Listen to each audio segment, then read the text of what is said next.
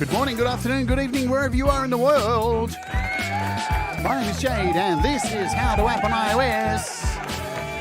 And today, we are going to be hanging out with an amazing artist by the name of Frank Terzo.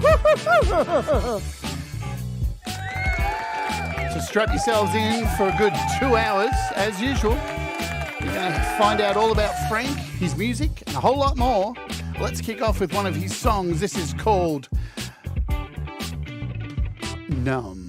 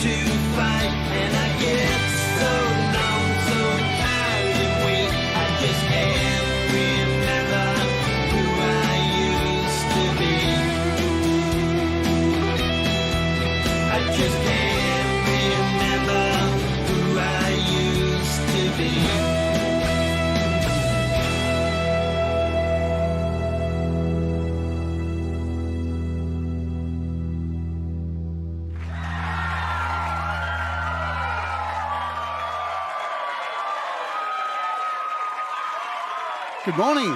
Welcome to the show. My name is Jade. This is How to App on iOS. And it's Friday here in Australia. Thursday for you if you're probably living in the rest of the world. In the past, I live in the future. How lucky am I? Good stuff. What do we do on this show? Every day we normally talk about apps, creating music, mental health and well-being, and occasionally, well, every week we have a special guest, creative human being on the show to be interviewed by moi, Jade. Welcome aboard, everybody. I will say hellos to everybody as we do about half an hour into the show. We want to get straight into the interview as per usual. And you can become a Wart Warrior as well. So Wart Warriors for $1 a month. You press the little join button on YouTube. You'll notice in the little emojis, there's a Frank Terzo emoji today. So when we bring Frank onto the show, I expect you all to put in hundreds of Frank Terzo emojis in the chat. So I came across this particular artist watching, I don't even know which one it was. Maybe Hippie's show, maybe Ron's, maybe Thomas's. I don't know. They all blend into one, after a while. But I came across his music. It was like, now that is some good music right there. I need this human being on my show. I want to find out more about his music. And here we are. Just about a month forward.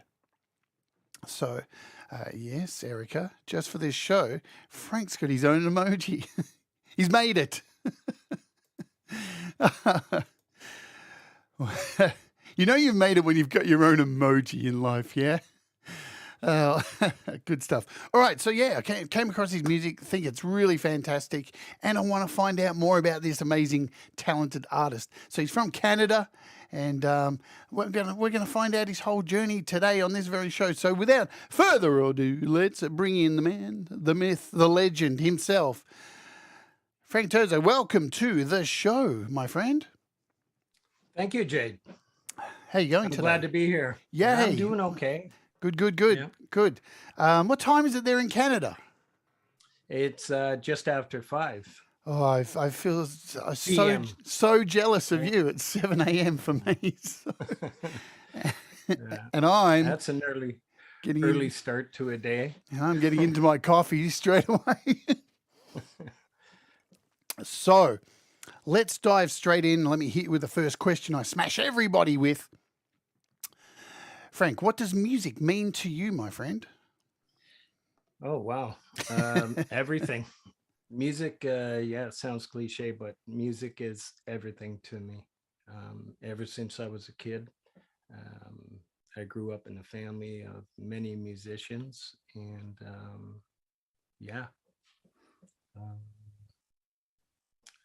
everything I do ever since I was a kid, walking to school, it was always music. Everything educational. I use music to get me through pretty much everything in life. Right.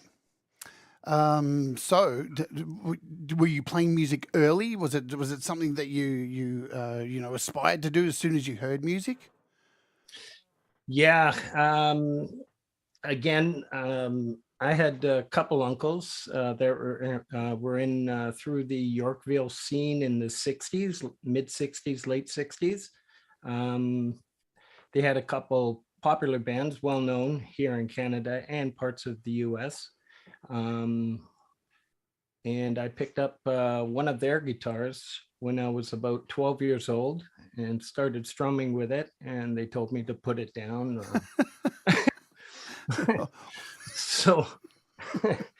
So my parents bought me a guitar, and I think I wrote my first song when I was 12, 13 years old. Yeah. That's about a good age. I think that's a really common age that people pick up, and feel like that's my first song. And, I say that because that's probably the only age I can remember that I was actually doing something. I can't remember much. Once you hit 50, I can't remember anything. Who am I? What's going on? Wait till you reach 58. Come on, it can't be that much worse. It is. Awesome.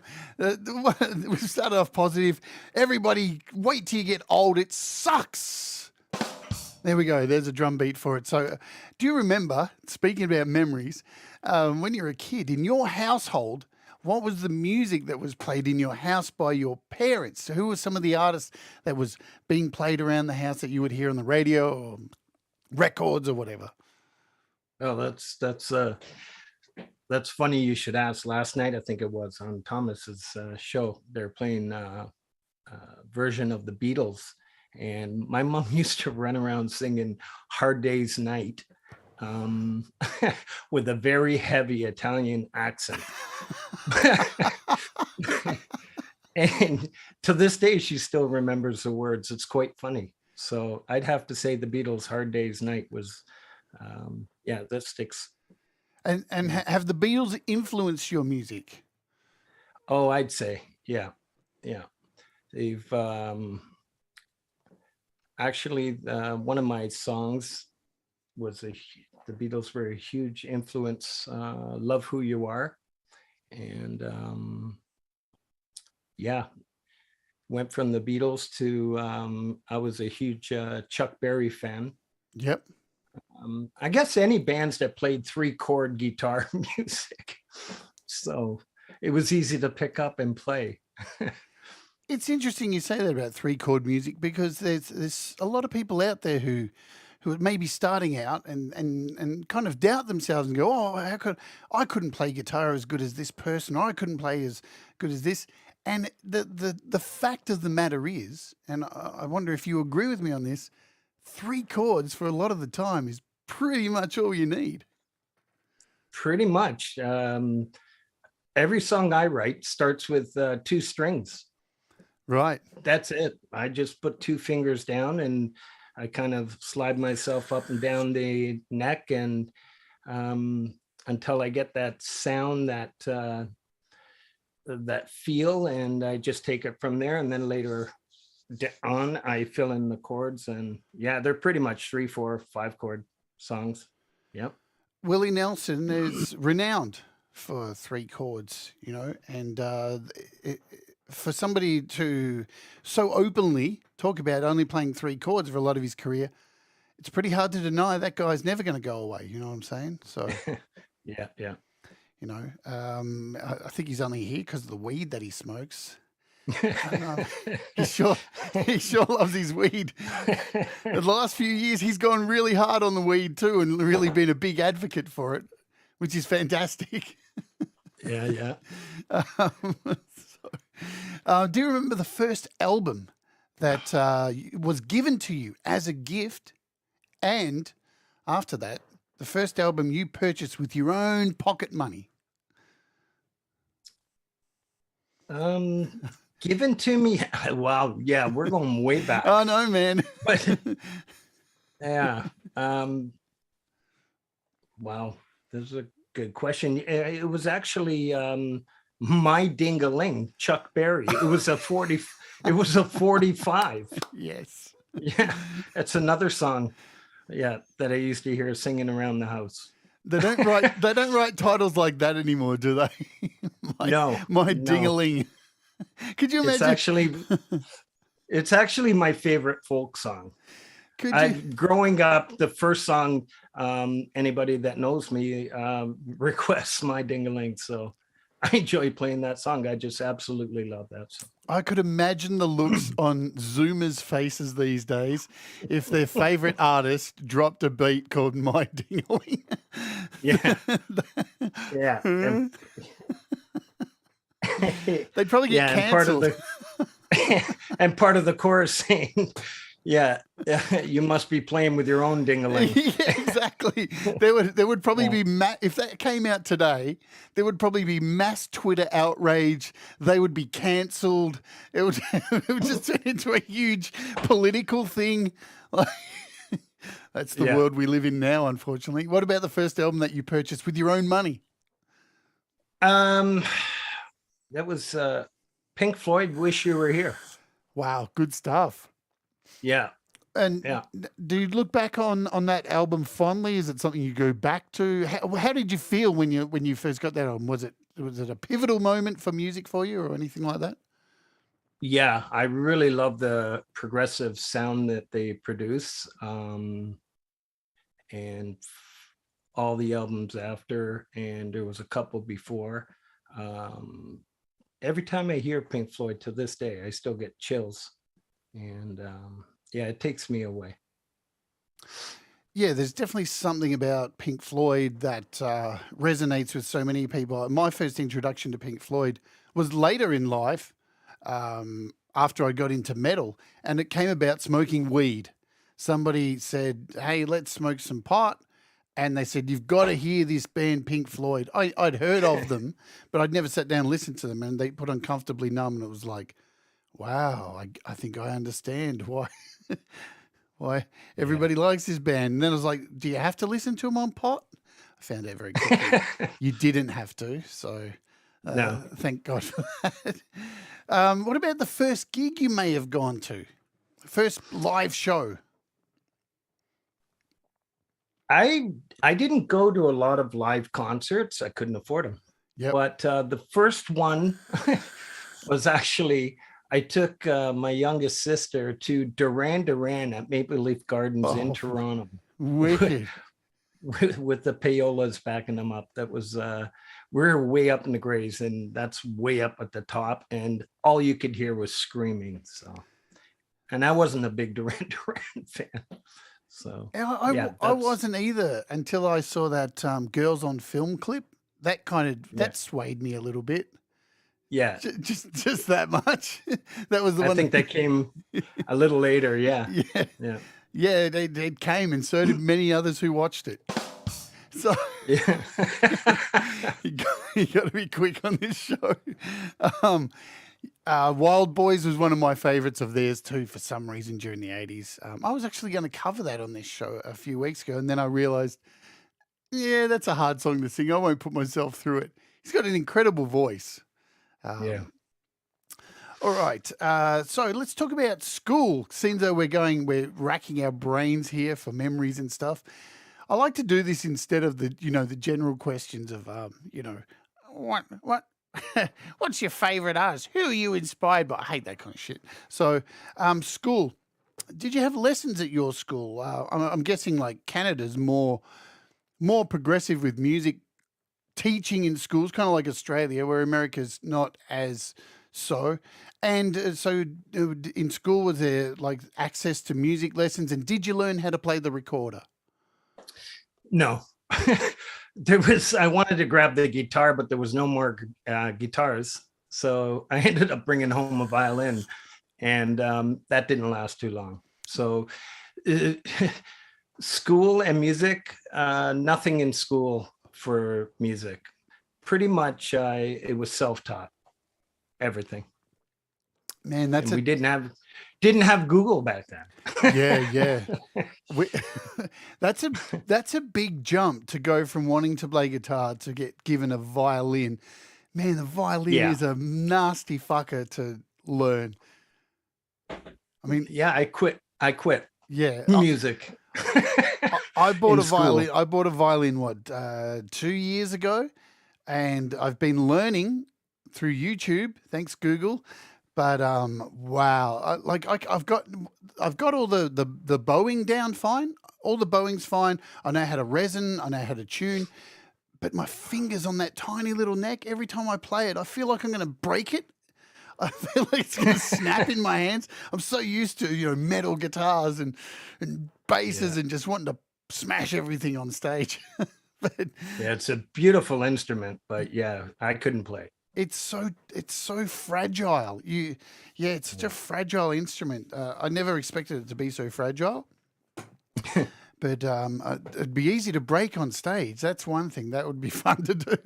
I don't think I've ever seen anybody do that on stage after a violin solo, smash the violin into pieces. And I'm sure it happened once or twice in the 70s. Yeah, all right. Probably Led Zeppelin's done it. I don't know. Erica says, very fragile. I broke my first one. You know what? I have been frustrated with my first one. I've wanted to break it, not from it being fragile, but I've wanted to break it. So we're about 20 minutes in. Might play a song and we'll come back and talk some more. And then we'll say hello to all the kind folks. So thank you all for being here today. I can see there's 33 of you here in the chat. Man, how's this, Frank? Your milkshake brings all the people to the yard. So for all the Zoomers, there you go. I'm making Zoomer references today. No, so that's awesome. Let's play. What shall we play from my list here? I'm going to throw up. Broken. Let's play this. Do you want to tell us a little bit about Broken before I play it? Yeah, actually, this song was has a little story behind it. It was my wife Shauna and her daughter Clea. We were upstairs and they said, "I'll give you 20 minutes to write a song." That was Clea's request. And Shauna said he can probably do it. And I went downstairs and once again, I put 3 chords together. And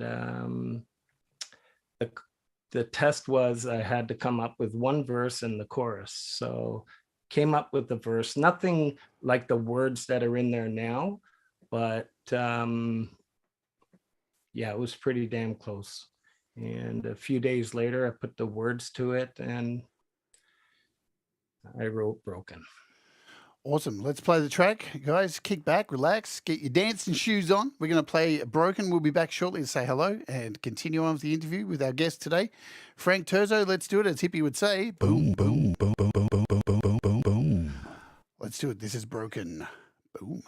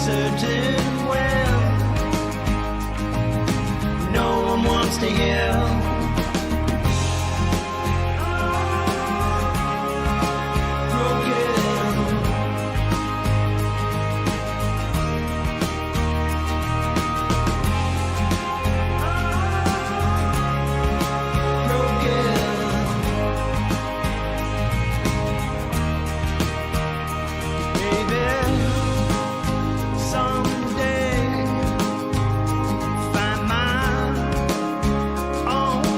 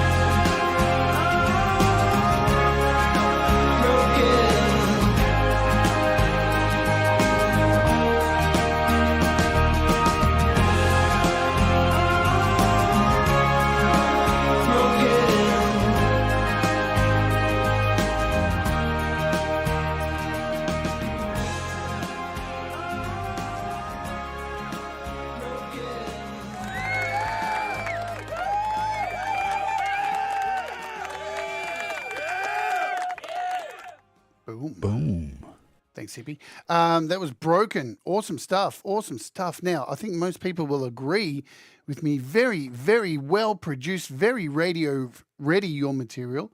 It's fascinating because, I've been doing this show for a bit over two and a bit years. Yeah, a bit over, yeah.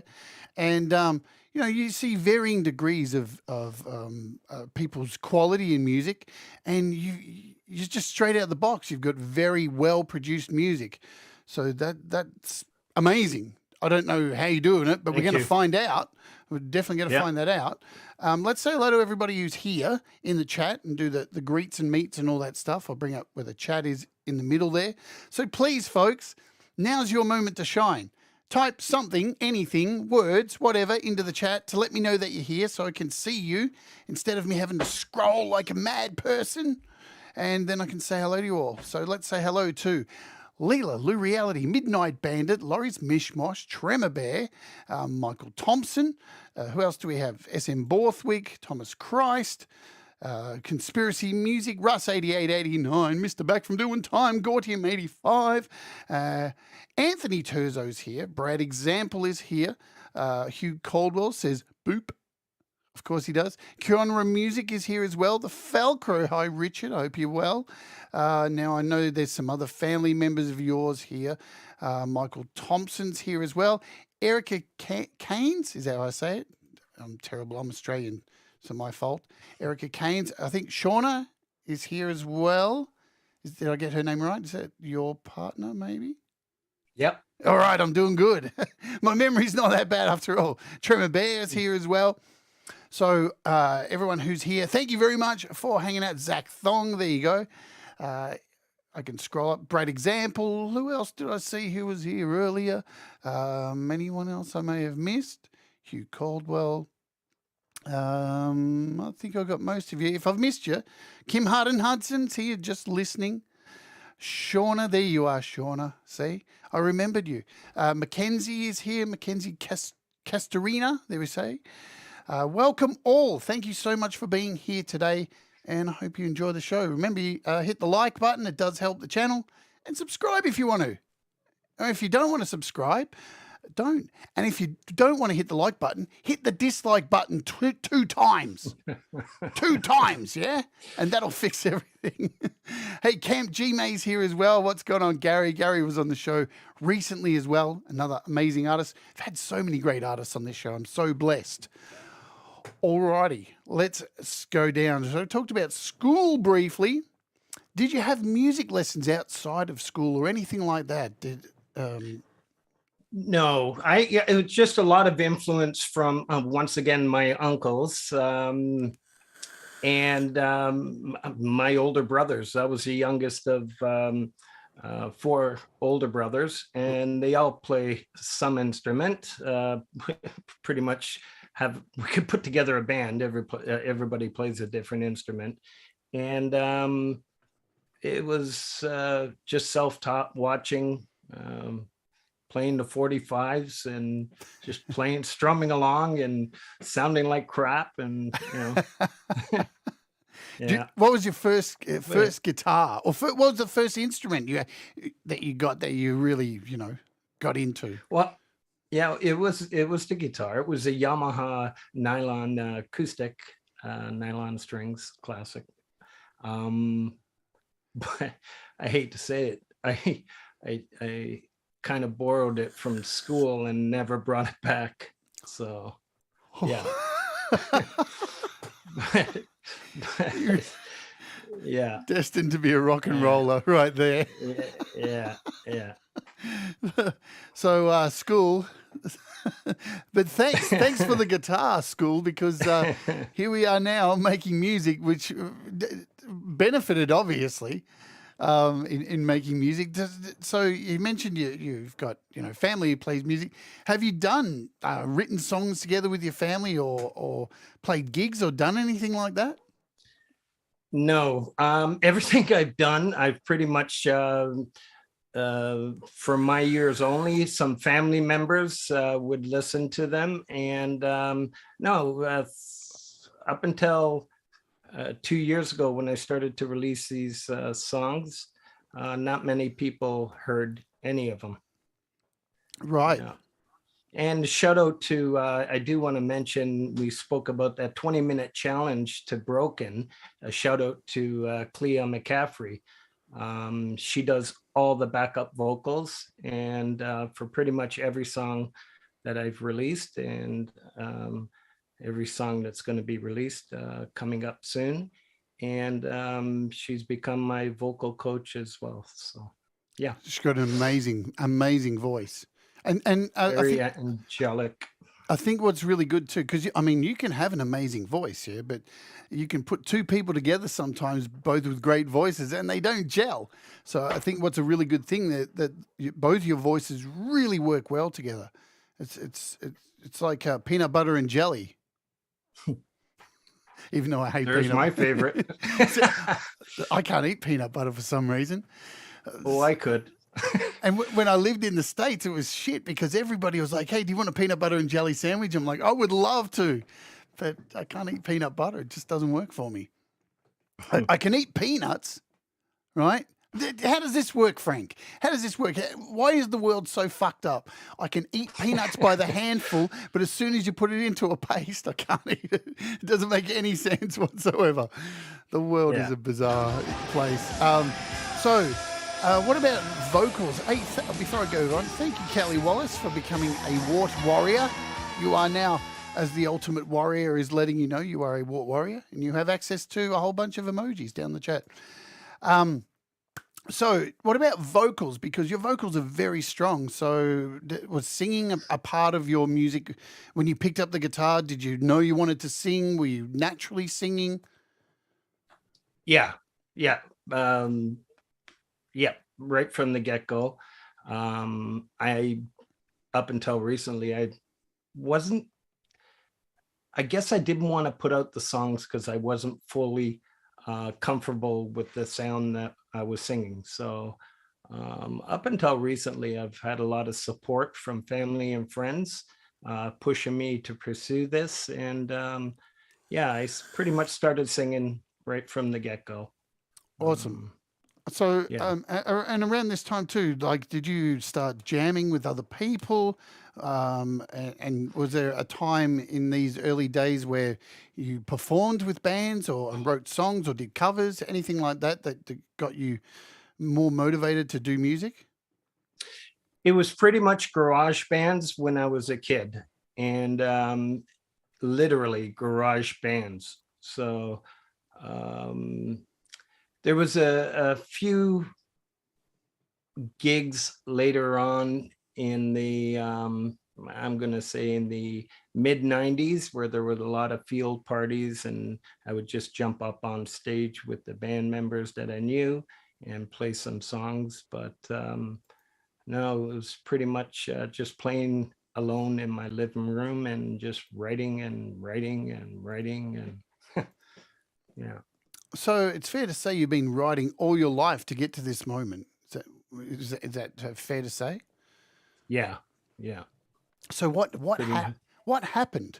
Was there a point when you stopped making music what happened? Has there been like this huge time space continuum where you just did other things and music took a back seat?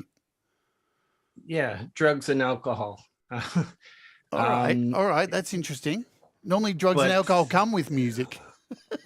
Yeah.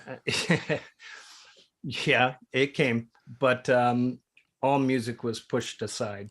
So I've got a lifetime. I'm in the program of recovery from drugs and alcohol, and that's where a lot of my songs come from, certainly through lived experiences. And there was phases where I would start. I used to tell people that normally you become a rock star and then the drugs come. I think for me, it was pretty much the drugs took over, and music was always pushed aside. And up until recently, I've been in recovery since 2006 and haven't looked back. Wow. Firstly, congratulations. It's Yep. it's a mean feat to defeat, you know, and I can vouch on this. We got something to talk about here, and I thank you for your honesty because I have been myself a massive drug taker during the years, and I'm sure you know this is something that affects many musicians, many people. You know, we live in a world where it's not such a nice place all the time as well, and sometimes escaping is the thing to go. My poison was LSD. Man, I couldn't get enough of that shit. I just would love. I don't know. I thought I was Jim Morrison or something. I just wanted to take my brain to another place and thought it would help me do other music. And then it was Coke.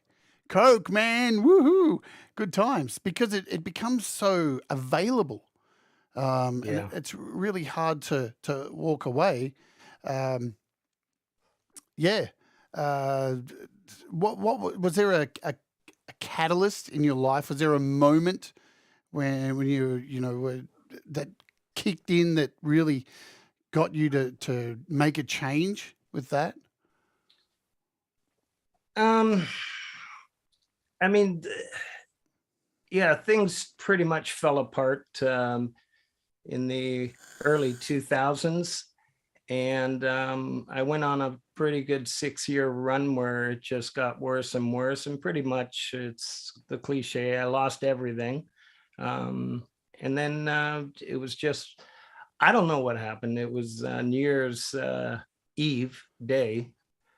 Um, I woke up and went to the liquor store, went to the beer store, picked up the drugs I needed, and was all set for New Year's Eve. And I don't know, something hit me that afternoon, and I made a phone call to a family, um, my father-in-law, and I told them I needed help, and that was it. I went into the hospital and into treatment, and yeah, weird time to decide to stop drinking on New Year's Eve. So when I walked into the detox, everybody was walking out. So it was quite empty in there. Everyone was all in hospital from ODs, pretty much. You know, Yeah. I've always called New Year's Eve amateurs night. It's the night where everyone, at one night of the year, goes, "I'm going to go out and get wasted," and it's like, no, stay home, please. It's where police just are like, "Oh, really, really? You decided to take drugs this night for the first time? Come on, man, get some experience and do it next year." Like, you know, hey, and you know, there's many people who have faced this battle. I see Forrest has. Can I bring his comment up? Where is it? So Conspiracy Music says 9 years sober here. Forrest says, glad you fought, Frank Terzo. Stay strong. Drugs are bullshit. I'm 4 years a free man of it and will never go back again. So clearly here, just in this chat, there's people who have faced the demons themselves and continue to, and it's fighting the good fight. You know, I think now I'm just going on 4 years clean myself, which doesn't seem like such a long time ago. My poison was for different reasons. The pharmaceutical that were offered for my health issues couldn't fix what I needed them to do, but recreational drugs fixed it. And I would tell my doctor and go, "Hey, man, I'm doing this." And the doctor would go, "I really can't say that's a good idea, but hey, it seems to be working. Just keep it in moderation." And even in moderation, it catches up. It catches up. Yeah. When I was in the US, in 2018, I hung out with a bunch of friends there who were on meth, and just some of the shit I was seeing of people hearing things that weren't there. It's really hard to watch someone decay with that particular drug. Yeah. And yeah, it's because they don't know. They don't know that it's happening, that they're hearing shit that ain't there. Pretty hardcore stuff. So, hey, folks in the chat or anybody who is watching, if you are dealing with, I have to do the responsible thing. If you are dealing with anything like this, reach out to someone, talk about it, and there's help out there. I wish I was prepared. I'd put help lines out there. Maybe I'll do it at the end of the show in the description. Midnight Bandit says, I hear voices every day. And I'm guessing you're not on drugs, Midnight Bandit. So, from me knowing you. All right, so you go into rehab. Once you come out of that situation, did you have like people helping you through that, and what replaced that for you? Well, I used all the resources I could possibly use, what was handed to me. I kind of just gave in, because everything that I was doing, everything I thought, everything is wrong, was wrong. And I went into a certain place called Oasis Addiction Recovery Society. And to this day, from going in there and taking some programs, life skill workshops, pretty much starting from scratch. It was amongst a group of about 12 people, of which I probably would have never sat beside and drank on the street, but it was quite amazing that we all had that common goal. And I ended up getting a job there. And I've been there since 2006. So that's it. I went from being a drunken carpenter to an employment program manager, where I help clients dealing with mental health issues and the addictions to reestablish themselves, help them decide on careers and create resumes, workshops, and get them working or in that direction of a career change, because that's often a good idea. Absolutely. You know, you just took the words out of my mouth. I was about to ask you, do you think that the best kind of counselors are people who have recovered? It's a very common thing, isn't it? And not only for alcoholism or drug usage. I mean, you know, for abuse, for SA, all that kind of stuff. People who've lived experiences have valuable information to share with others. So it's really hard. I could only imagine being a counselor who's never touched alcohol in their life, trying to talk somebody through it. You'd be like, what the fuck do you know, man? Shut the fuck up. When you hear those words, I get it. Yeah. No, you don't. No, you don't, man. You don't. No. Yeah. So that must be absolutely utterly empowering for you now to be able to give that back and see so many other people be able to break through that situation. So many kudos to you. That it's amazing from such darkness, such light can come. You know. Yeah. So congratulations, 100% on that. And you mentioned that, you know, Thanks, this is a part of what you write with your songs. So is it how much of this experience and what you've gone through is a part of your songs? So like a percentage, say, you know? I would say, yeah. I always say, all right, I'm going to try something different. And I think you'll find that in the next song, I've achieved it. But then there's a couple parts in there where it's like, fuck, I'm right back there. But it's a good percentage. I mean, it's lived experiences, right? Yeah. If you're falling in love every month, you're going to write a love song, probably, right? Yeah. So if you're falling in love every month, you're going to be heartbroken more than you're going to be in love. So, yeah. It you know, makes me wonder sometimes with modern pop music, how nearly every song, one artist, I'm not going to say an artist in particular, but every one of their songs is a fucking love song. It's like, listen, bitch, you can't be that much in love. Yeah. How much love can a bitch have?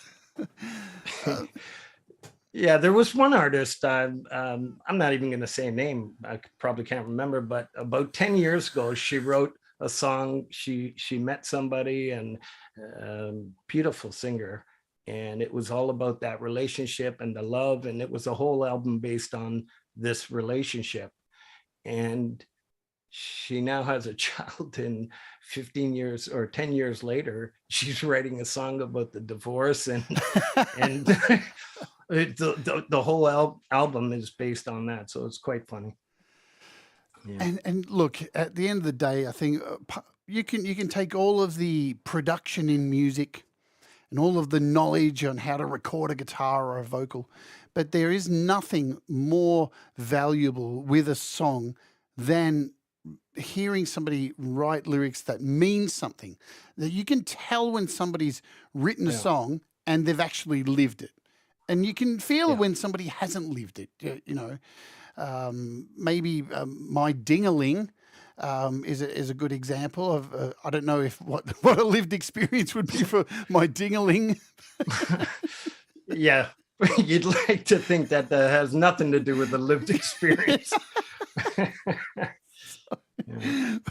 But yeah, it's the songs. They're the songs that connect with us. The songs that for sure. Yeah. And I think that's one of the things with your music, because the first thing I noticed when I heard your music was that, oh wow, this is really well produced, straight off the bat, radio ready. Totally, there needs to be nothing done with this. You know, everything is mixed beautifully. Performances are really wonderful. And then when I got a chance to go back and listen, and really listen, and just you know, not be the producer in me and sit there and judging how everything's done. There's a beautiful story in your songs, and it shines through really strong. So that's congratulations on that. Now, I think I told you what song I'm going to play last today. So is there, out of the list you gave me, is there anything that you would like me to play right now next? I think I gave you the song. What other song? I have The Flame. I have Free. I have Tired Some, Only You, Drawn to a Rainbow. Yeah, I'd like to hear Tired Some. I mean, that's a song about gratitude. It, yeah, it was, I actually bought a guitar from Long and McQuaid during COVID, and it was delivered.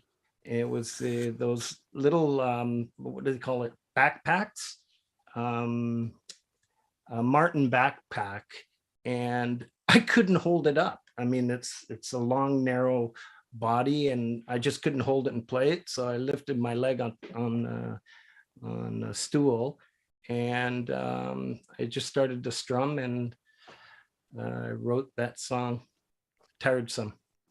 And then I brought it back and changed it for this Martin Road series. So, awesome. So the song was written about while you were using a guitar that was very tiresome to use, and then you end up changing the guitar. I love it. Yeah. I love it. All right, gang. You know, it's interesting. I was actually going to pick this song, but so we're on the same wavelength today. So folks in the chat, kick back, relax for a few minutes. If you need a comfort stop, Frank, you got plenty of time. I may have one as well. So this is Tired Some, guys. Get ready to enjoy some more Frank Terzo great music. We'll see you back shortly. Boom.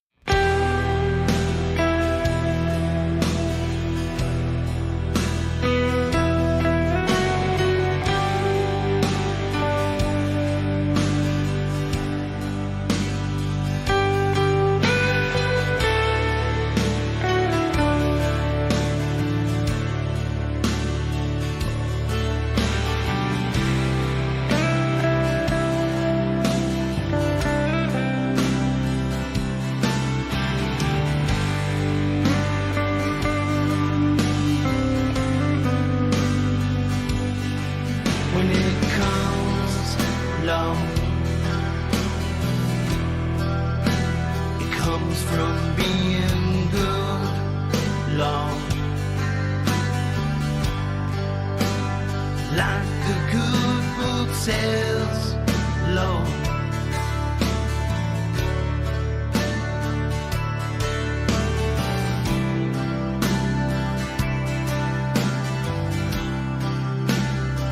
But I'm tired some.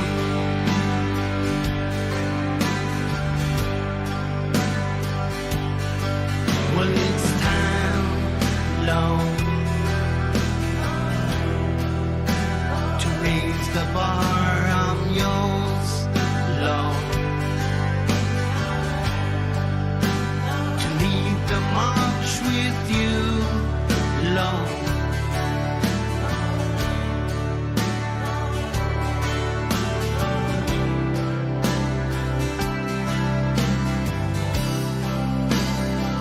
But I'm tired some.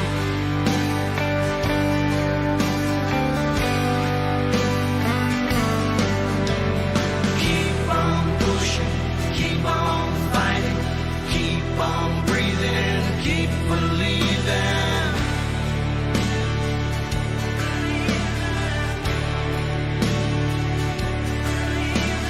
Keep on pushing, keep on fighting, keep on breathing, keep believing.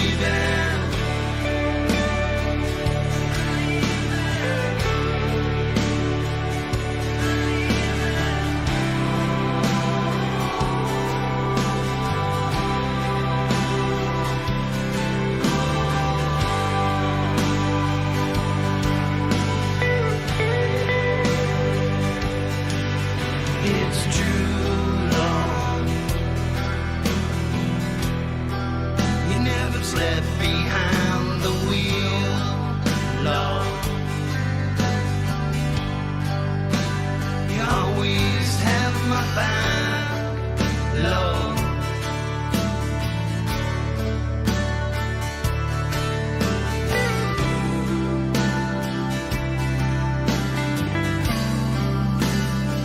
But I'm tired some.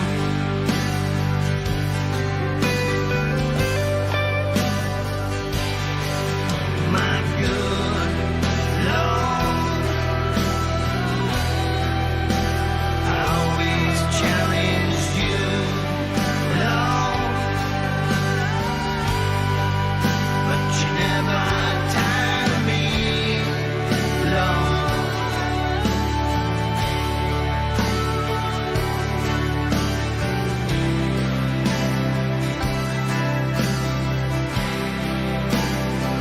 But I'm tired some.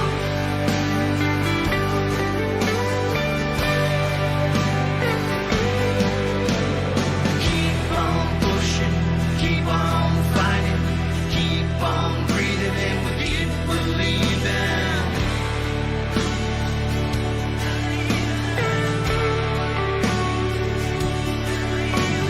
Keep on pushing, keep on fighting, keep on breathing, and we keep believing.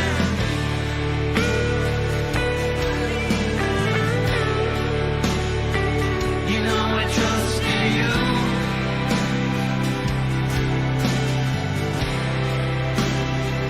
I only trust in you.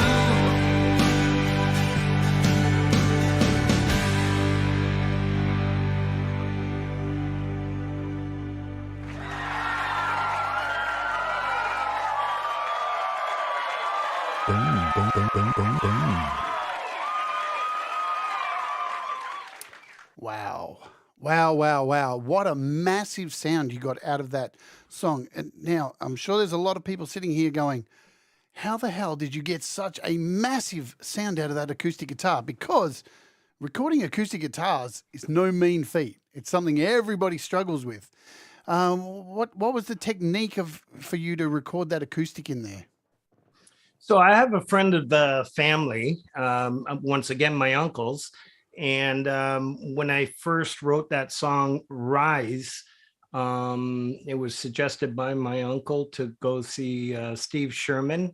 He has a studio set up in his basement at his place.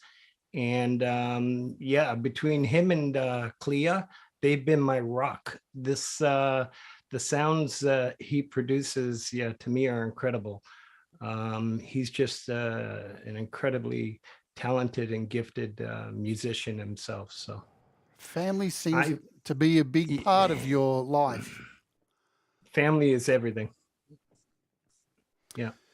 Yeah. I noticed when I wrote up your bio in on the in the description, because when I get information about artists who come on the show, and I'm surprised how often artists come on this show and don't have a bio about themselves. So I end up having to scour the internet trying to find as much info as I can to write something. But the consistent thing I found, what you have put up about yourself, is family, family, family, family, family. So clearly I knew that was the thing to focus on when writing in the description what I wrote. I'm guessing from your music too, seeing the dates that the videos have gone up, and by looking at your music on Apple Music, did this music thing really kick back in for you during the inconvenience, aka the pandemic? Yeah, at 100%. It was actually the George Floyd incident that that really kickstarted it. And once again, it was Clea that challenged me to write a reggae song. By the time I finished that song and laid it down in my own home recording studio, didn't sound reggae at all. But I went over to Steve and we created that tune. Sorry, I think I got sidetracked. No, it's okay. Be sidetracked all you want. I was having a drink of water.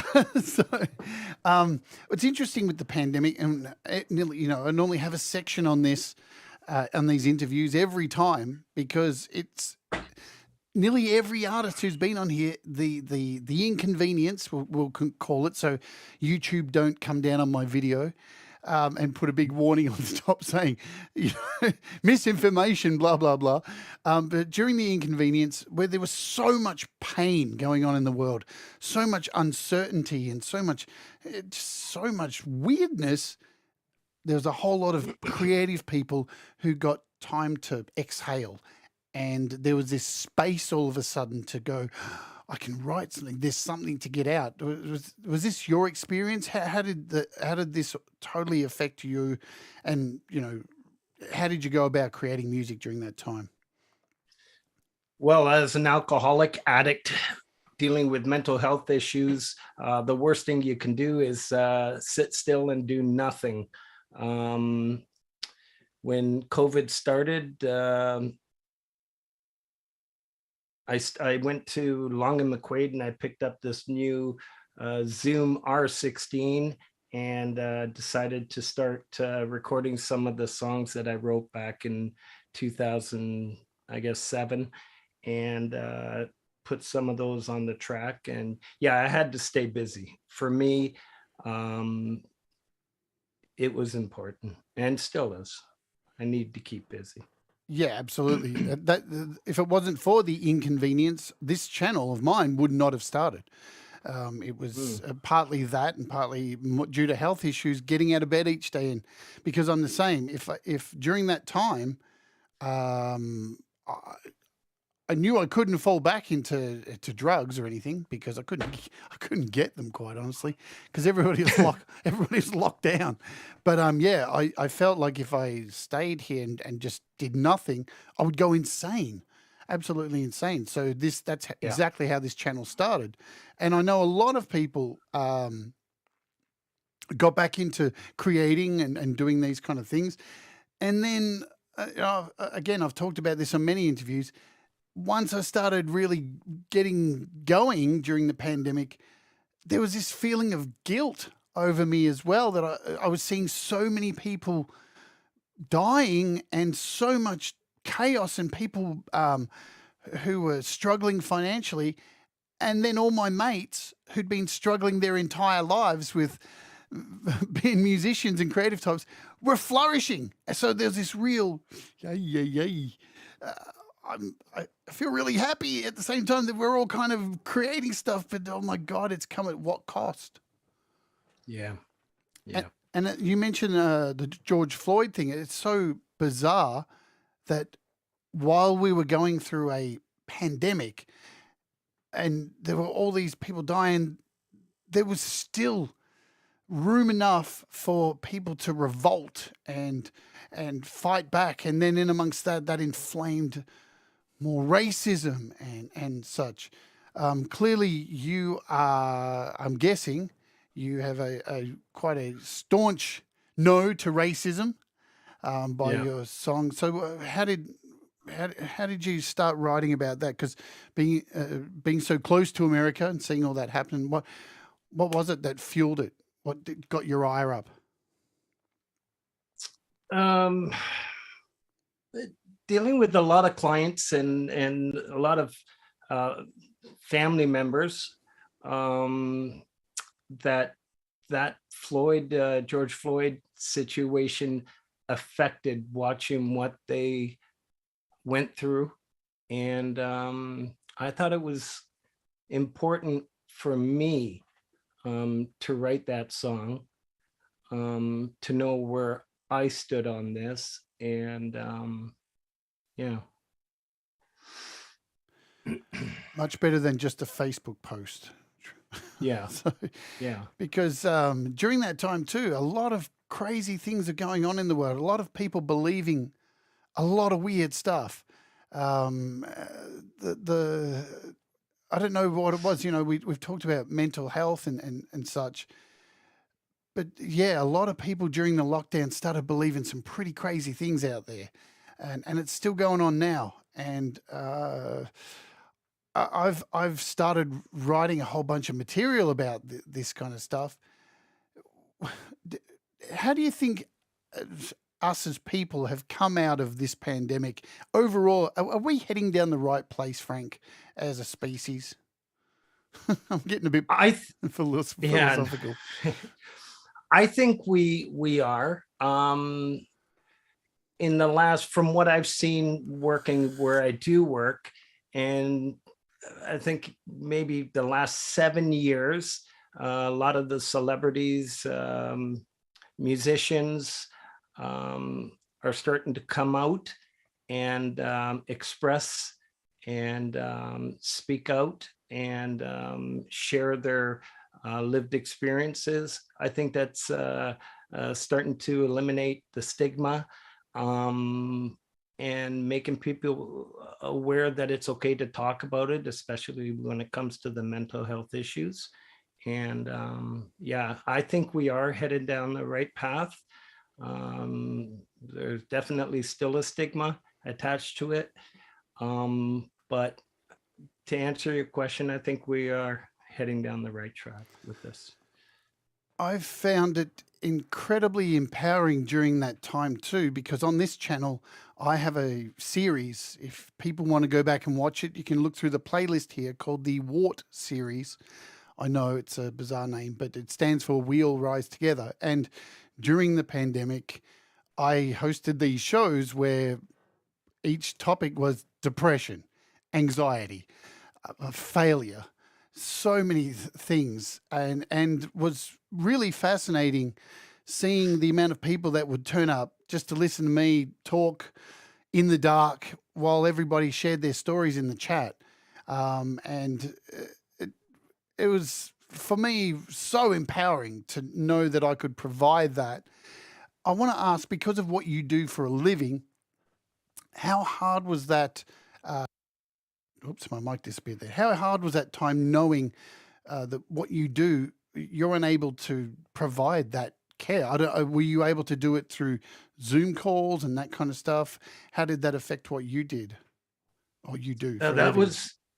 It was very difficult, because obviously we had to shut down, because we weren't a treatment center, but in my view, what we do is extremely important. And we weren't able to have clients, individuals come in and just talk. So it was a lot of Zoom, a lot of phone calls. Sadly, a lot of people we've lost, and it was difficult times. It was frustrating. I went in every day till at least 2 o'clock and kind of sneak in the back, and but we did whatever we could. It was difficult times.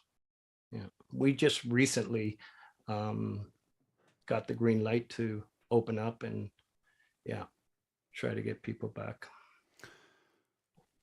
Again, thank you for what you do. It takes, and I think a lot of people forget how many human beings there are out there who do what you do.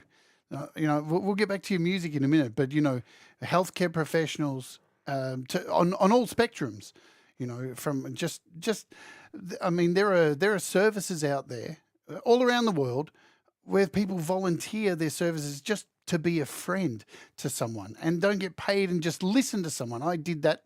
I did volunteer work for many years for people living with HIV dementia. And all I had to do each week was call that person or go out and have a coffee with them and just let them talk. And, you know, and there's so many people in this world who do that, who are unsung heroes. So, you know, you're one of those people, man. So thank you. Thanks, Jade. We're going to play the George Floyd song. Then we're going to talk about how you make your music, how you record it, and all that kind of stuff, and how you get that killer sound, because it is amazing. So I'll just say hello to those who I haven't said hello to, who've come in during this interview. So you know, I'm not. I can see you there, but thank you for everybody who's here. It's 40 of you, man. You're all good people. All right, this is Rise, the George Floyd story, and we'll come back and talk about it in just a moment. Let's do it. What do you say, hippie? Boom. Exactly.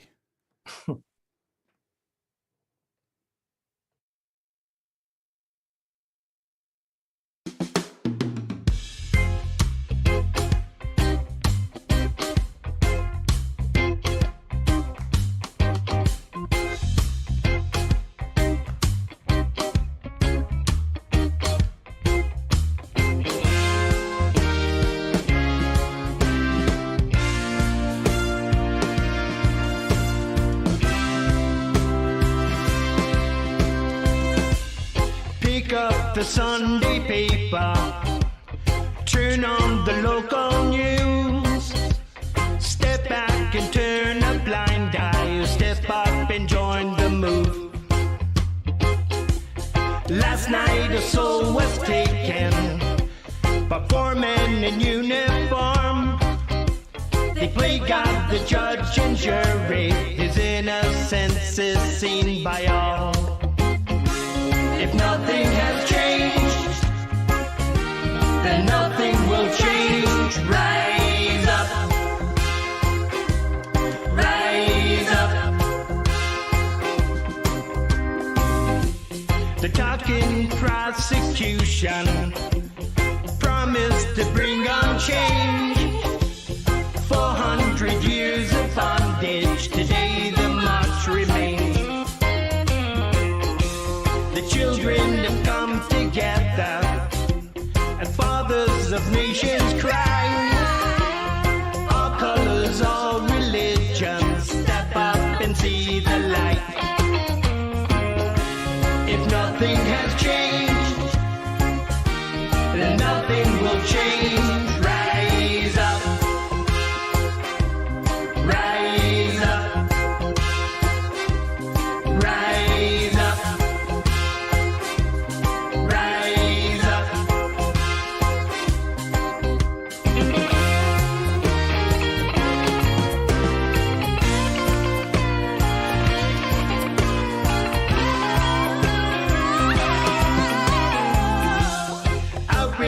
Justice finds us.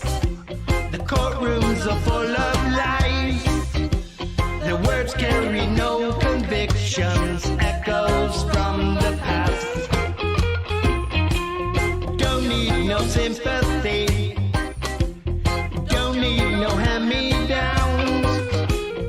Don't let them take your future. There's only one America.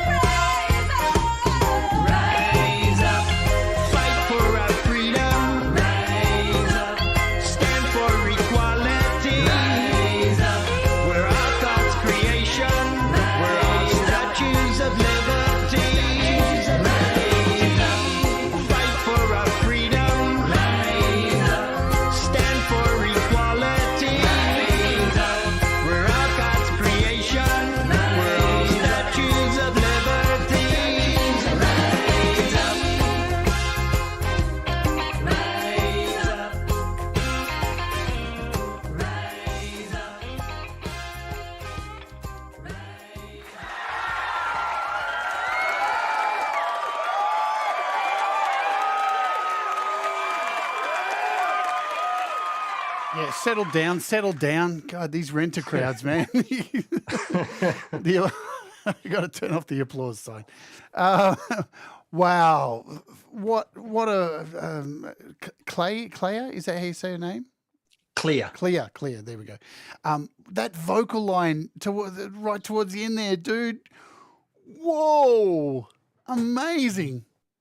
Yeah, we were sitting in the booth and she just belted out this. It was like, what? Yeah. Yeah, she's got an incredible voice. Yeah, I can tell that is a voice right there that you paid money for to be a session vocalist. If she's not doing that right now, she's in the wrong game, man. Because that's a session vocalist right there. Come in, do your shit, walk out, make money. What an amazing voice. Yeah, she's in theater. She's doing quite well right now. And a fantastic song, great message as well. Yep. And I love that you changed it up too. The reggae feel was fantastic. Is there anything you can't do? Your music is really incredible. So let's talk about how you make that music. What's the process for you these days to write a song? Do you is it different every time, lyrics, or do you start with those few chords to get you going? I'm gonna say it's different every time. Sometimes it's just from a thought. Like in that case, it was I really wanted to write lyrics. That one took, for me, it was a long time because it took about a week and a half to 2 weeks to complete the lyrics. I wanted to do it a verse at a time, and I wanted each verse to really mean something. I did a lot of research, and every song I'm going to say is different. I mean, I'll wake up at 3 o'clock in the morning and something will just come to me, and I'll just reach over to my phone, hum it in my phone, and just leave it for a couple days even, and then go back to it. And it's like, oh, wow. So I can write based on that one. Sometimes it'll be a cliche. Sometimes, there's different processes. Yeah, we definitely live in the future with having a phone next to us at all times with things like voice memos and just being able to go, blah, blah, blah. I mean, I've written entire EPs just by going for a walk and just humming bass lines and then getting home and converting that into a bass. And then there's an album. It's a bizarre thing to look back. Had you recorded music, prior to these days when you were younger? Had you had the opportunity to go into a recording studio and record before? Never into a studio. I mean, I started back in 1983. I had an old Fostex 4-track recorder, and I upgraded to I still have it here. Oh, sorry, I had a Tascam, and I still have the old Fostex Oh, here. man. Yes, look at that. And it still has the cassette in it, and with one of the songs. Anyways, that was as professional as I got. Up until the George Floyd song came out, where once again it was suggested that I go see my uncle's buddy and Steve Sherman. And once again, he's got a studio set up in his basement, and the sound that comes out, like when I record it, I lay down all the tracks. I'll just throw the bass track, drum kit, the guitar, and more so the acoustic and some electric, and present it to him. And then we just play around with different ideas, and he takes over from there. It's interesting with the 4-track. My one of Poison was a Tascam, and I still have to this day a little box that's put away full of probably about 70 cassettes, half of them unmarked. God knows what is on them, and I keep going back to eBay and looking for a Tascam old 4-track. Do you know? And is that one working? This one's working. Yeah, I wanted to recreate one of the songs I recorded in the 80s, and again I used. This was in 2006 when I used this one, and but because you bounce the tracks, you go from 3 tracks, if you recall, you bounce them onto the 4th. Nothing's written down, and I couldn't find which cassette it was. Yeah, when it gets frustrating, it's not fun anymore, so I just kind of left it. And if that thing's But working, it's working. It's working. that would go for a pretty penny on eBay, trust me, because there's plenty of them on eBay that aren't working, and they want like $1,200 for them. It's like, what? And Oh, wow. nearly all of them, I think their issues were the drive belts. There was always an issue with drive belts, and people didn't know how to fix them, so they just went, "Oh, it's broken." And all it is a little drive belt, to fix. But yeah, for those who have never used a 4-track, they basically only use one side of the tape, don't they? Yeah. So and it plays it at a different speed, so it plays the tape at a slower speed and only uses one side. So if you put it in a normal tape recorder, I know there's probably people watching going, "What's a tape recorder?" It's bizarre we live in that world, but yeah, it plays really slow. It's like blah, blah, blah. When you put it in a 4-track, it plays the right speed. And Yeah. we didn't have like the technology then compared to now is way different, because like as you said, you'd have 4 tracks, you'd have to bounce 2 tracks to one, and each time you did that, the quality degraded by a fuckload. Yeah. Yeah. So by the end, you're like, "Hey, I've got all this great stuff, all these great tracks, but wow, the quality has become quite shit." But Sounded great 35 years ago. sure did. I know. Yeah. We have come a long way with technology. Did you think back then, that we would get to the point where we have the technology in our pockets to not only fly man to the moon, but to make music? Listen, Jade, I'm still learning how to use Facebook. So Stop. I've got an Apple computer coming in. They're going to set it up with GarageBand, and I'm really going to try to learn this new technology and hopefully start to create some different music in the over the winter time. I can give you some advice now, Frank. Oh, I'm going to use all of you. No. Here's some advice, really worthwhile advice. Give up on Facebook, man. There's no point learning how to use it. It's full of weirdos anyway. Everyone's a weirdo on Facebook. The only good thing about Facebook is just advertising your music, and even then, people don't listen. How have you? What's your experience? We'll get back to like making music. What has been your experience with making music and then using these new social media tools to put it out there? Have you seen that people are responding to your music on Facebook?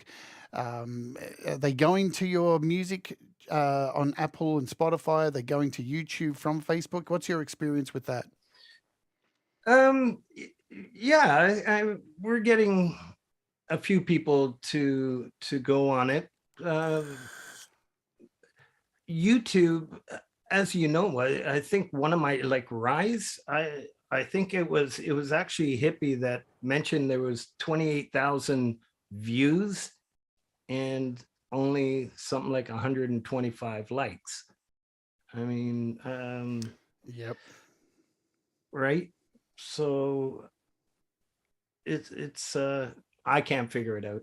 But I'll just keep writing, Actually, I'm going to say this these communities such as yourself, Pete Johns, Thomas Christ, the Hippie, Ron Ward, Conspiracy, like all of you, if I've missed some, I do my best to be involved, more so than my own songs. I truly enjoy listening to these songs that are being produced within these communities. I spend more time, I think, on YouTube just appreciating and listening and commenting on these. I make it a point to do it every morning. Yeah, it's bizarre. Before I started doing this, my music collection on Apple Music was, thousands and thousands of big popular bands. But now when I go through my recently added, it's all people who are sitting here in my chat. It's people who I can just send a message to and go, "Hey, what's up? What's going on?" Just the times we live in. And for those of you now, I'm now on Frank's Apple Music page, and you have released a lot of singles here. So once I go through here, so we've got a bunch of singles. So there is a link in the description, everybody, to Song Whip. If you see that link, Song Whip, that will take you to the Frank's Song Whip page, and will allow you to go to either Spotify, Apple Music, so YouTube, any place you want to listen to his music. And I suggest you do that. So what have we got? 1, 2, 3, 4, 5, 6, 7, 8, 9 singles here on Apple Music. Are we heading towards an album for you? Yeah, the last 1, 2, 3 tracks are part of the a 10-song album, and it's going to be titled Made in 64. Yeah, so I'm just releasing them a single at a time, and I think I discussed with you earlier my plan to go ahead and talk about the distributor thing and switch over. Yeah. Yep. So now I saw someone right here, and I noticed this the other day. You do have a track on YouTube that has over 70,000 views. How has that happened? What is the secret sauce to that? Is it luck? Geez, I can't even think of what it's called. The advertising through YouTube. Yep. I think I put down $100 Canadian, and but I did that for pretty much. I'm consistent. I lay down $100 for 30 days, and that's it. So I don't know which one hit that much. That's pretty cool, but it's the same with the rest of them. Well, that's my form of promotions and marketing. Well, I'm looking through here. So Broken's got 22K. Num's got 7.3K. We've got Rise, George Floyd's story, has 28K, 6.5K, 5K. I mean, people would kill for these numbers. What's involved with how do you do this advertising through YouTube? For those of people who don't know, is how do you do that? It's Google Ads. Right. Right. And it's pretty straightforward. Yeah, you put a limit to it for $100, and I think it's no more than $5 a day. And once again, I just do it for 30 days, and that's it. That's my commitment to the song, that $100. And the odd time I'll go through Facebook.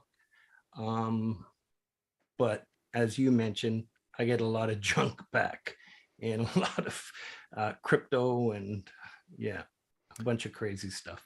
Yeah, Facebook advertising is very hit and miss, and especially like just some advice for people out there. Look, and I know about Google Ads. I just want to hear it from you so people can understand what they can do. If you're wanting people to get to your YouTube music and get more views, advertising through Facebook ain't the way to do it, because Facebook,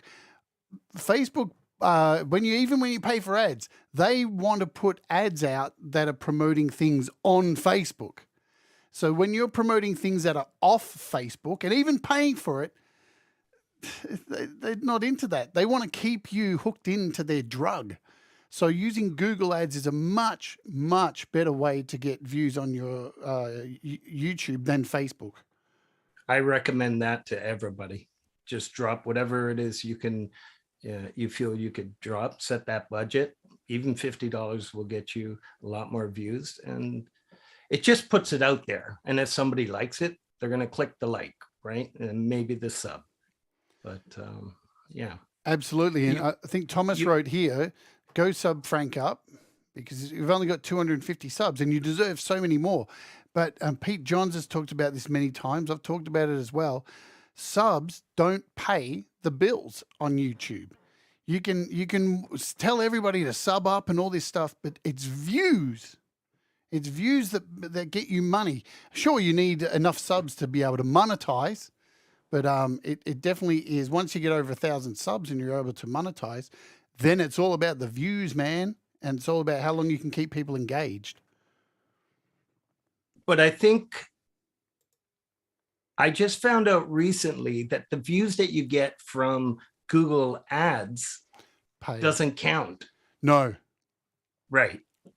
So once again, if you don't want to drop that $100 expecting to, for those views to count, it's just to put it out there.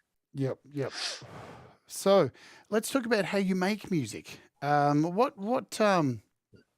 do you use to record in that studio of yours there? What are you using, a PC or iOS? What is it that you're recording into? I do know I once again, I don't know about the electronic world and this new technology, but I do know it's Pro Logic. Right. So is it on Yeah. is it on a PC? On a PC, yeah. So Pro Logic. Do you know what that one's called? I have Logic on my PC, but that's been a long time since that existed. Now it's moved to Apple. It used to be Logic. I think the last Logic, Pro Logic. Let me have a look. Or maybe it's Logic Pro.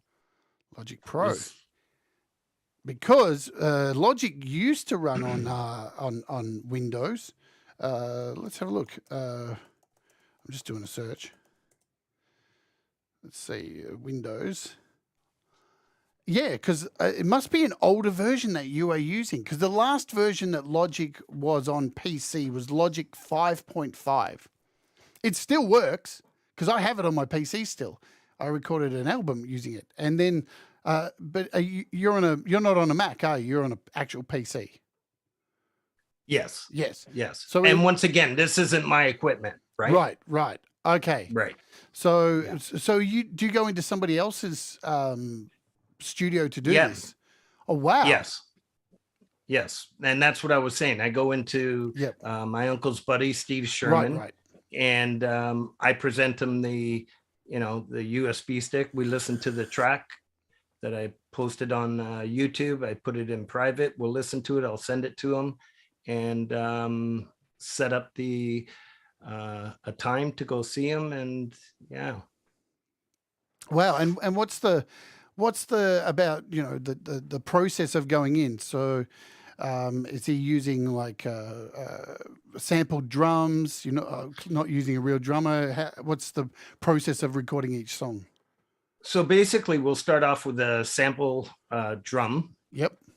loop, and I'll lay down the guitar track. Well, first, just play it right through with the guitar and the vocal, and then we break it up and start with the vocal first, and then put in the guitar, or vice versa, and throw in a bass, and then he'll actually get right on there and start throwing in the drum tracks, and yeah.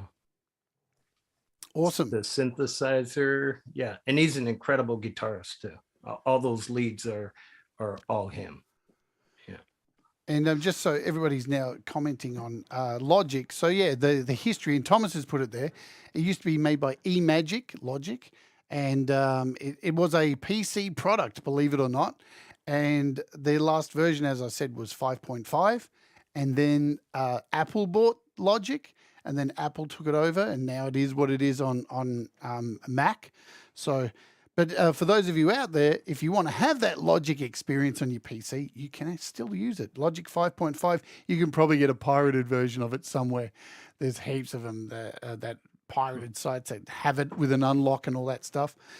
I'm going to play a track now. So this is one that you've recently released for Songtember. Do you want to tell us a little bit about Without You? Yeah, Okay, so I put the hashtag Songtember just out of respect to what the community is putting out there. I'm not going to call it my contribution to Songtember because I'd actually started this song, going to say sometime in late July, early August. So yeah, that's it. This song, I don't want to get too personal with this, but was a family member that has struggled immensely, and watching the spouse, it's pretty sad to see what the other person goes through when there's a loss. So I wrote Without You. Okay, guys, we're gonna. And the funny part, the crazy part about this song is I sat at the end of the bed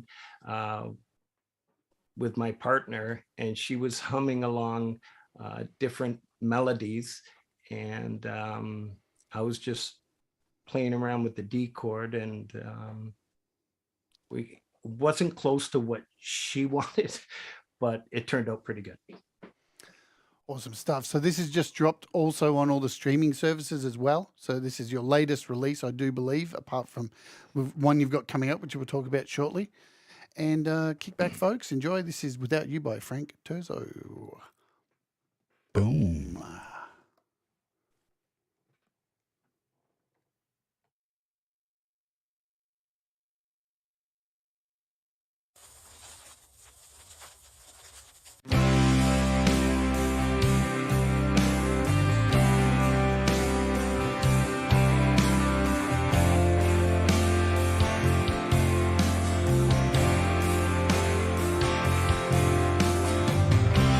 Seems like yesterday when you first put your arms around me.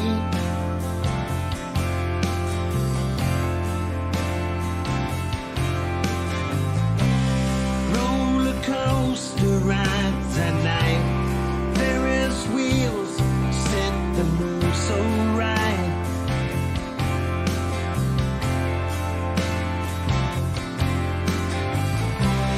Was it all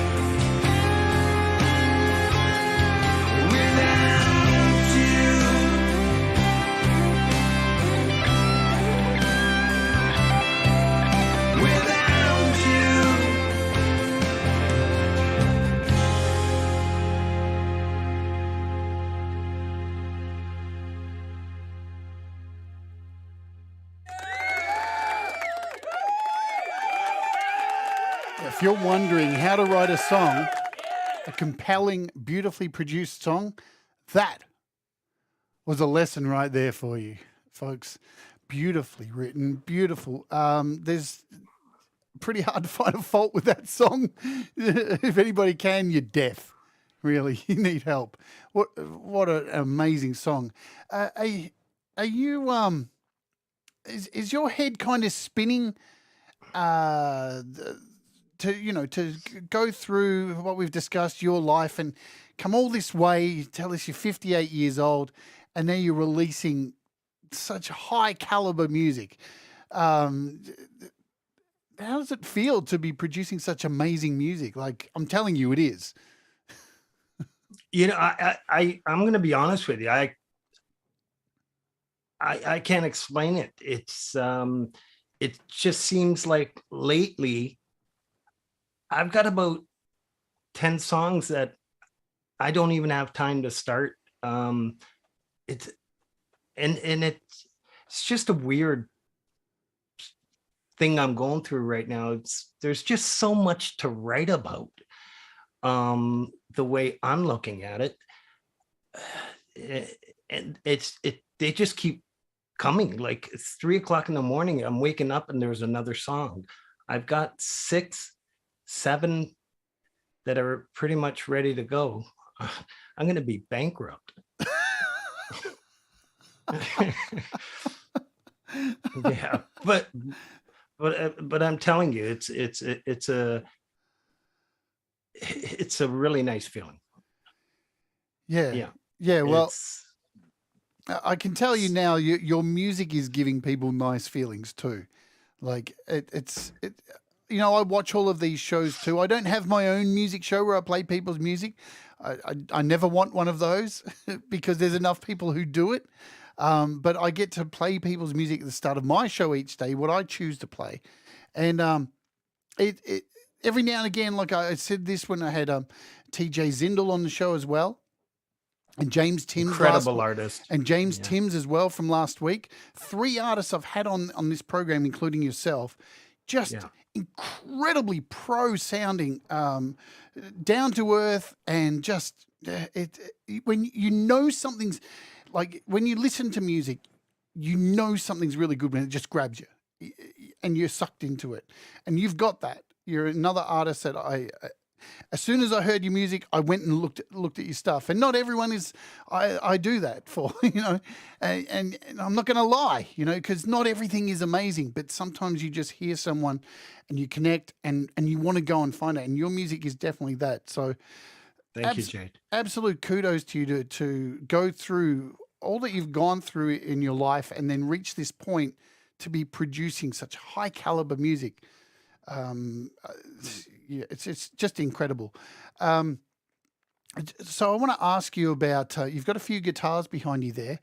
Is any one of those guitars a favorite that gets touched a little bit more than the other one? Yeah, my Road Series Martin. Do you want to show us that? Give us a goosey gander at her, or him, or he, she, or they, whatever you prefer.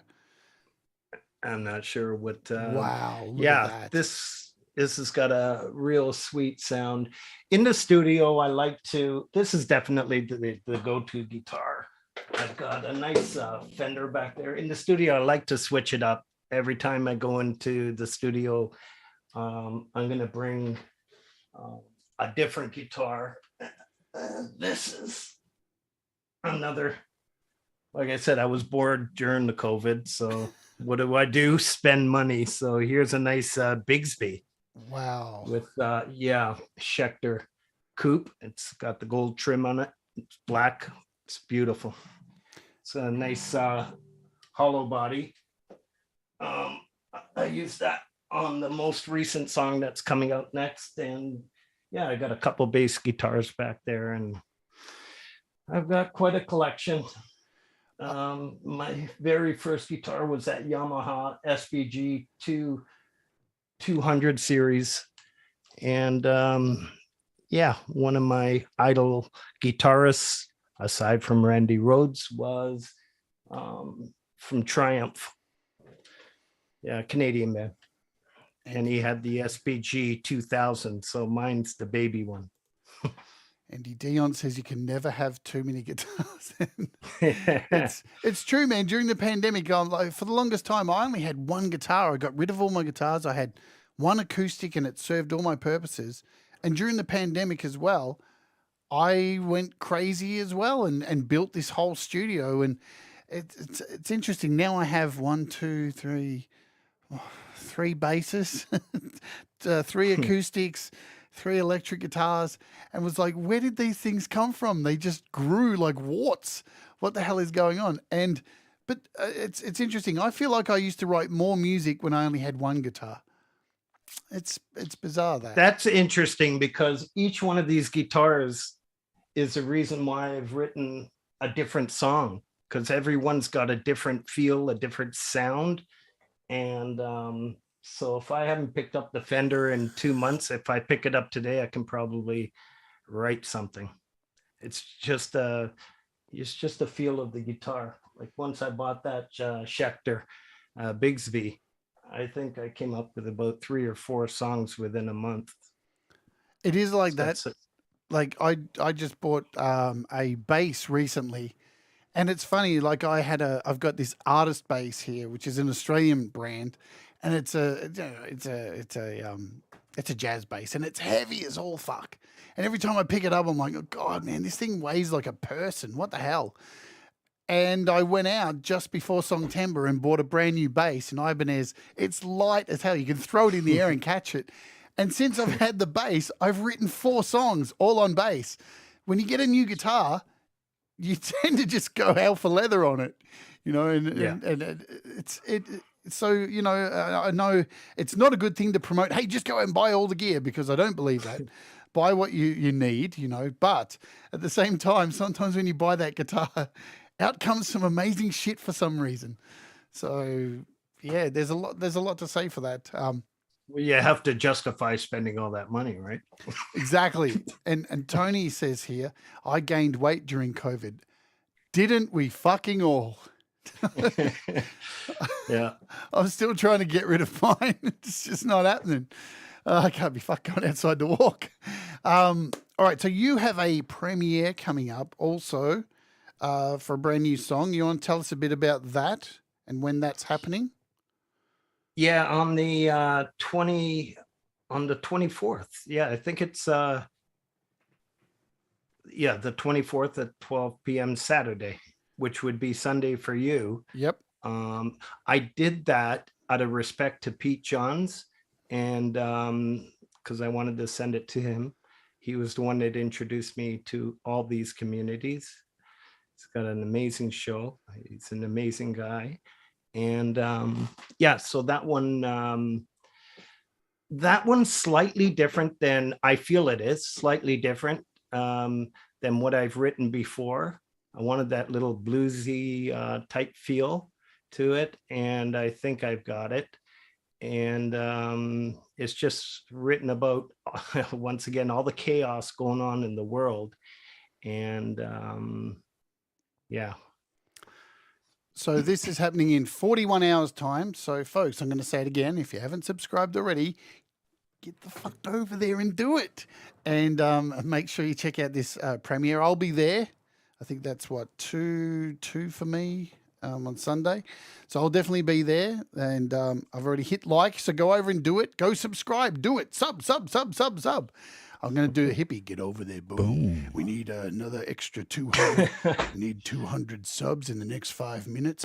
Boom. Or I'm not moving on. I'm going to hold you all ransom. Boom. Boom. Blah, blah, blah. And if they don't forget to enter the competition, put in the sub. I'm not going to do a hippie tirade. But no, I think you just did. I love Hippie. I did an interview with Hippie ages ago. And let's talk about this now before we move on. Next week, guys, there will be no interview on the show. We're doing something a little bit different. So going forward now on the channel, every last Thursday, for you living in the past, will not be an interview. It will be our WART series, the We All Rise Together Mental Health and Wellbeing series is back, but in a new format where each week I will have 4 special guests on to talk about a topic that, the first topic will be next week featuring, we'll be talking about feedback, how to give it, how to take it, how to deal with it, when is the right time to give it, and when's the right time to shut the fuck up. That's what we'll be talking about. And our special guests will be Metalhead Hippie, Boom. Ron Ward, Thomas Christ, and Pete Johns, because they are 4 characters from our community that play your music. And we're going to talk about feedback and see what their opinions are. And you'll be able to be here in the chat as well and give your opinions on feedback. So that is what we're kicking off next week. And the month after, we're doing a special WART series on women in the music industry. And we're going to have a huge panel of women from this community to hear how they feel about being a woman in the community, because it should be talked about. Yes, indeed. So with all that rambling out the way, I'm going to hit you with the last question of the day, my friend, which I hit everybody with, which is a very leading question. If somebody was considering becoming creative, making music, doing something, when would you suggest the best time for them to start? Now. Right now. I believe everybody has it in them. You just gotta, don't be afraid to try, because that's pretty much what's held me back for so many years. And yeah, don't hold back. You have it in you. Just put it out there. Abso-fucking-lutely. Just do it, you know? Yeah. Don't be afraid. There's people out there who can offer support, feedback.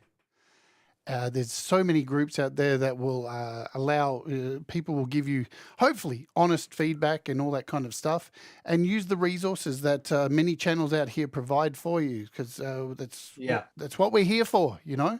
It's what my channel's here for, to provide information and encouragement, you know? Just do it. All right. We're going to go out today with this wonderful track that I really, really love so much. Let me go to my YouTube here. And this is called Love Who You Are. And that's what the title of today's video is. There you can see it there.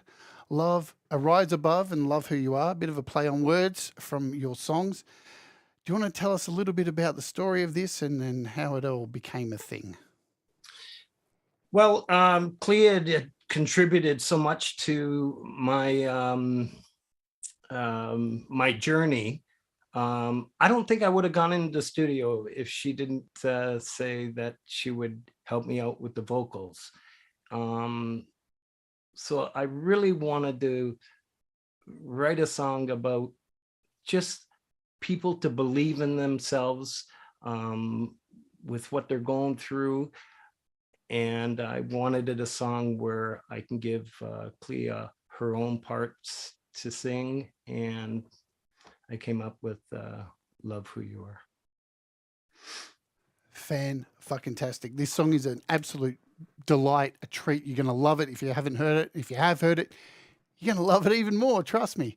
So just a reminder too, Pete Johns is up next. If you're sitting here and you have your autoplay set on YouTube, you'll get automatically dumped over to Pete Johns' channel. The algorithm will send you straight over there to watch Pete while he works more on his Songtember song. I'll be doing more shows working on my Songtember song coming up. I've only got one song to finish, and I'll just need to do a quick advertisement before we go. On the weekend on this channel, we have an amazing artist performing this weekend. It is Thomas Christ will be here on the channel doing a live stream. So that's going to be sick. Sponsored by DistroKid, of course. We're going to go out with this wonderful track right now. I want to thank you, Frank, for spending some time with me, being so candid and telling us more about your life.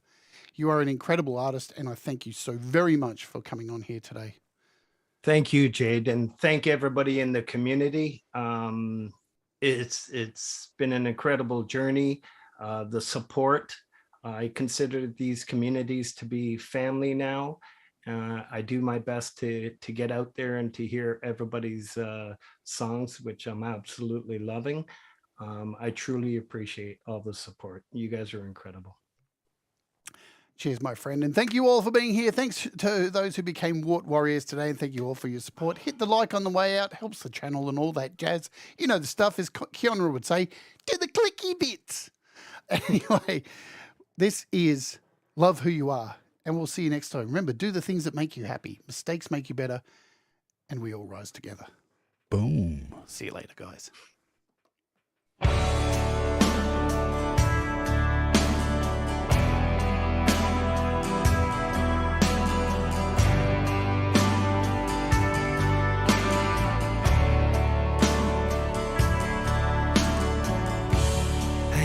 Cry is what I see. A silent tear is what I hear.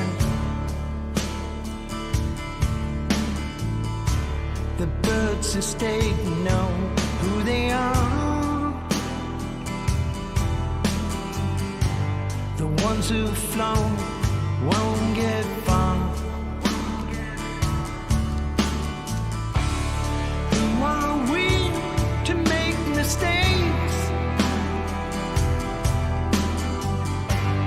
Who are we to ask for breaks? You scale a lifetime for a taste, and when it comes, we walk away.